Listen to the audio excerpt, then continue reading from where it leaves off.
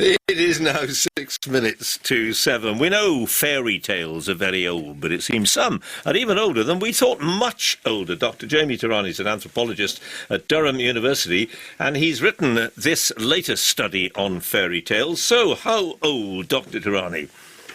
Well, good morning. Thanks for having me on the show. I'd like to just start by saying that I was a co-author on this study with a wonderful researcher in Portugal called Sarah Graça da Silva, who did a fantastic job on this project. She actually got the funding for it. So these fairy tales that we've looked at, we've been able to trace back really thousands of years, probably sort of 4,000 to 6,000 years is the origin of many famous European folk tales, stories such as Beauty and the Beast. 6,000 years? Yeah, going right back to the Bronze Age. We've been able to trace the transmission across generations of these stories much further back than is generally recognised. So obviously transmitted orally. Yeah. For the large part, yeah. So it's only fairly recently that these stories have been written down. Really, and by recently you mean? Well, it's early modern time, 16th, 17th centuries, when you see the emergence of the literary fairy tale.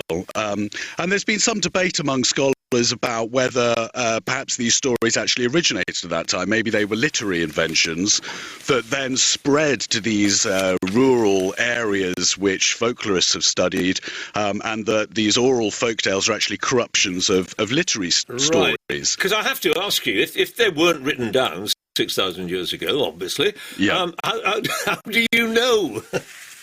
Well, we used a set of methods, a toolkit that we actually borrowed from evolutionary biology called phylogenetic comparative methods. And these methods enable you to reconstruct the past in the absence of actual direct physical evidence. So if you think in biology, you've got this very patchy fossil record.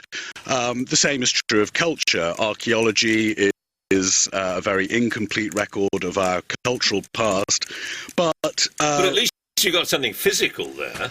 Yes, that's right. And of course, you do have something physical in the written record that we can look at some stories going back, a certain period of time. Yeah, but not 6,000 years. Not 6,000 years, because we're talking about a time before the origins of writing. Exactly. So the way in which we've done that is we've excavated information about the past, about our storytelling history, using information that's been preserved through the mechanism of inheritance. So these storytelling traditions have been passed down from generations. So in that sense, they embody their own history. And by comparing the folktales that we find in different cultures and knowing something about the historical relationships among those cultures, we can make inferences about the stories that would have been told by their common ancestors, and that's the approach that we've used. Well, it's lovely to think that Beauty and the Beast might have been being told to children 6,000 years ago. What a wonderful thought. Dr. Jamie Tehrani, thanks a lot. Thank you.